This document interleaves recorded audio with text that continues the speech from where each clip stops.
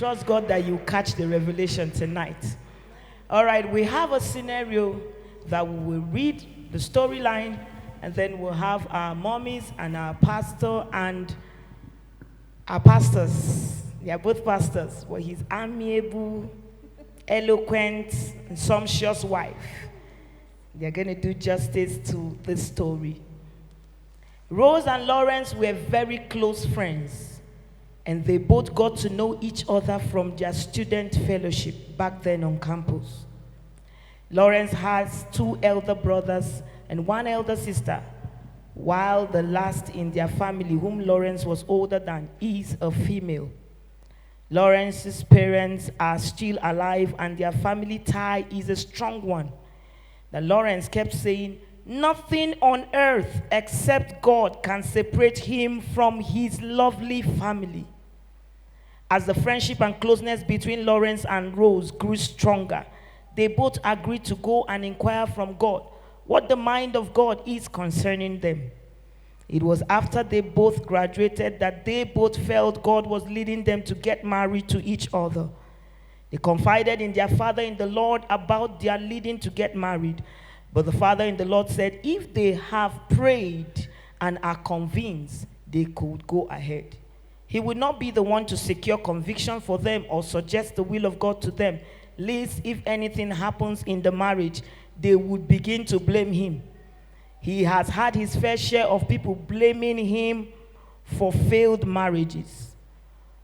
Rose had picked up working as a receptionist for a private company and earned a pretty sum that was not up to the minimum wage that a civil servant earns, and with that, she could fairly take care of herself.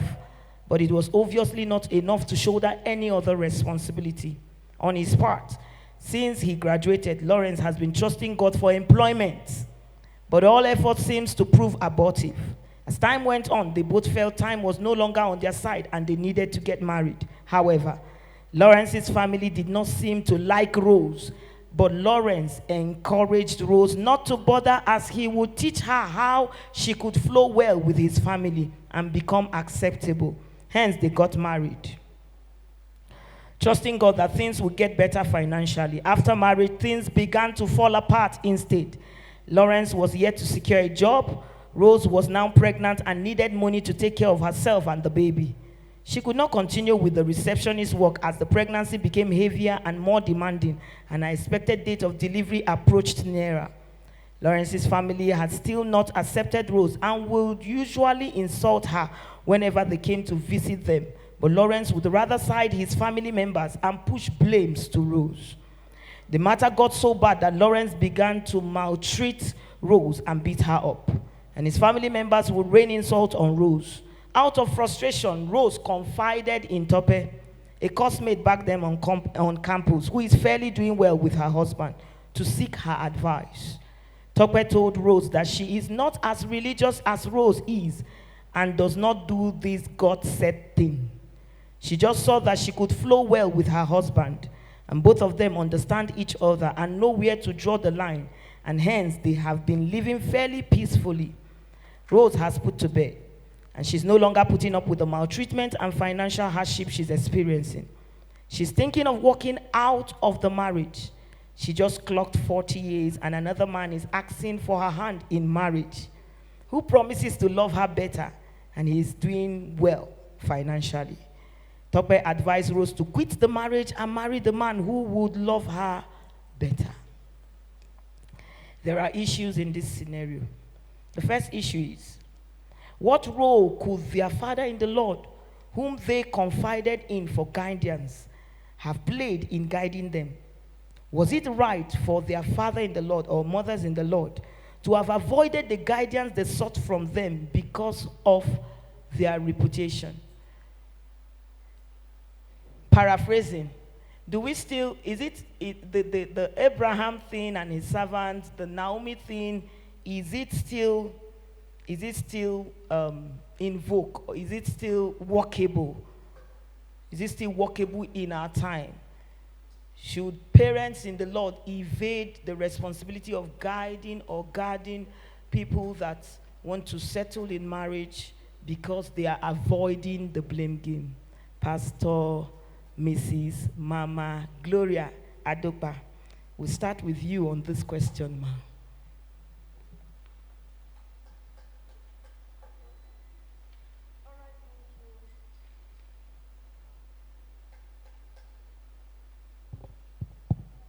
All right.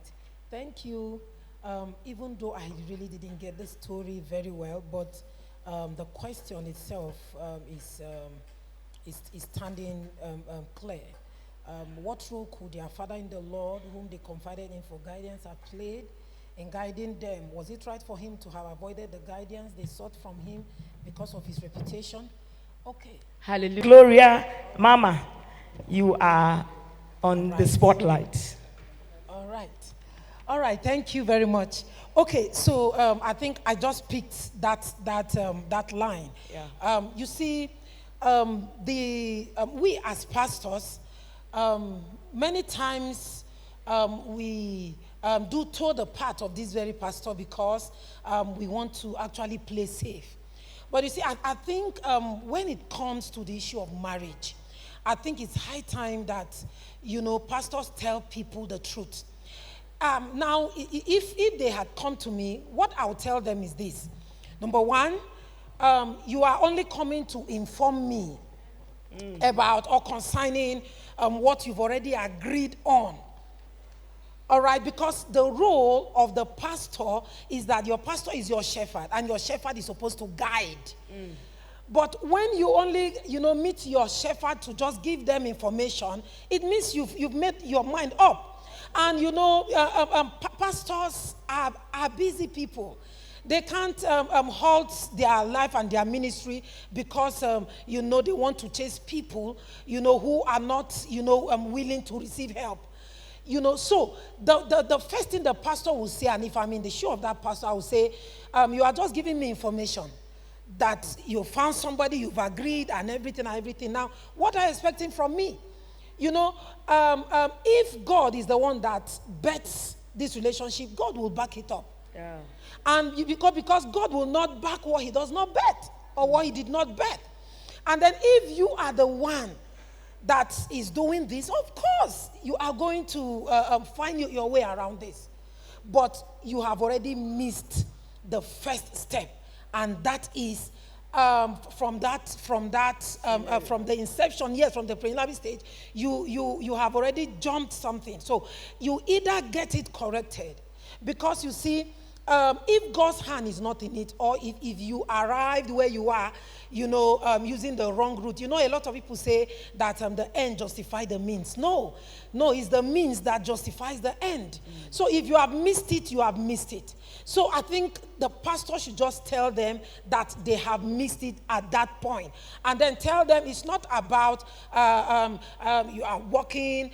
You see, even if they both are doing well in their businesses or in whatever it is they are doing, even if they are both doing well, the fact that they have missed it, they could get married, and you see, a lot of people think if you get married and all of a sudden there is a new car, there is a new house, it means that God's hand is in it. It means that something is flourishing. No, now even concerning the wicked, the Bible said the wicked flourish like the grass.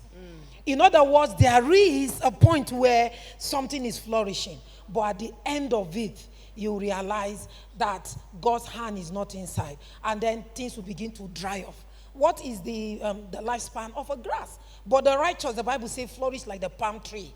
In other words, in and out of season, things will continue to do well and continue to move well. So I think where the pastor missed it was just to play safe, and then just say, well, if you feel convinced, of course they will tell you they are convinced. When people are in love, and let me use the word madly in love, red hot love from the oven, when you ask them, are you convinced, they will definitely tell you they are convinced. They will want to convince you that they are convinced.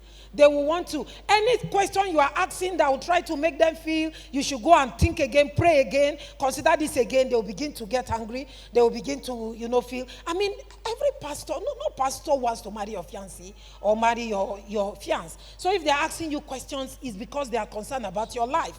But many people don't want. They just want the pastor to say yes, just to endorse. And some pastor play safe, but not some of us. We don't work because you see, if we play safe and then the marriage crashes, at the end of the day, they will still point at us that we did not counsel them well, we did not lead them well. So it's better you are angry with me. Celebrate that point. You see, it's better you are angry with me that I am telling you the truth and I'm leading you at the right path, than so that you'll be happy with me, and then at the end of the day you are not happy in the marriage. I'm also not happy, because counseling upon counseling, 12 o'clock they are calling you. You are on phone call for 2 hours settling one matter that refused to be settled, and then continuously it continues for you stress our life. So I better tell you that this is it, and then you go ahead and talk against me. At least talking against me will not injure me in any way, as long as I know I'm saying the truth.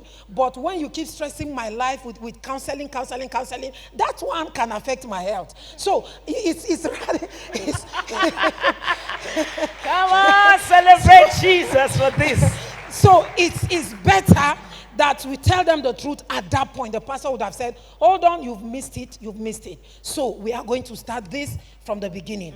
Brother, I'll need to see you separately. Sister, I'll need to see you separately. Ask the young man his encounters. What led him to where he is now? Now, of course, you've already told them that they've taken the wrong steps, by just doing that and coming. And then also tell them that that even if you tell them go and pray, they will still come back and say they are convinced. But let them know the danger. Let them know the danger. Let them know that if they continue on that path, that the future is not going to be colorful for them. So advise them. They can pray again. You can give them 1 or 2 spiritual assignments to go and carry out, fasting and praying, reading some passages, some thinking, to do. Ask them some questions about their future, about the other person and everything. When you are done and you have heard from them, then you can tell them as a pastor that from what I've heard from the both of you, I think you might need to relax this decision. Or just tell them that, well, since the both of you are already convinced, and of course anything I say will not change anything concerning this very issue of you not working, now, if you go into marriage without solid financial, base or plan, of course, you can advise them. Don't start giving birth to children immediately. You can advise them. Any other counsel that, because of time, I don't want to go into so much details. But there are counsels you can give them, but you let them know. Of course, you didn't give me any choice. All right, to guide you in this relationship. But since you've come concerning this question now, that's the second way to do it. All right, or rather another way to do it. And then just give them counsel and tell them the danger of getting married without any solid source of livelihood. Because when the pregnant woman is hungry, praying in tongues cannot satisfy her. Oh, yes. In fact, it doesn't matter how you can, quote love poems. It becomes annoying to her ears as long as, she's craving for something and you cannot give it to her. So it's not about your spirituality. Let them know that marriage is responsibility. And until you have a solid source of income, don't venture into it. And then the man should just give them the counsel and let them know what they could face in the future if they don't do anything about it, instead of just playing safe and allowing them to do. Hallelujah. Can we celebrate Mama for that? That's deep. That's very, very deep.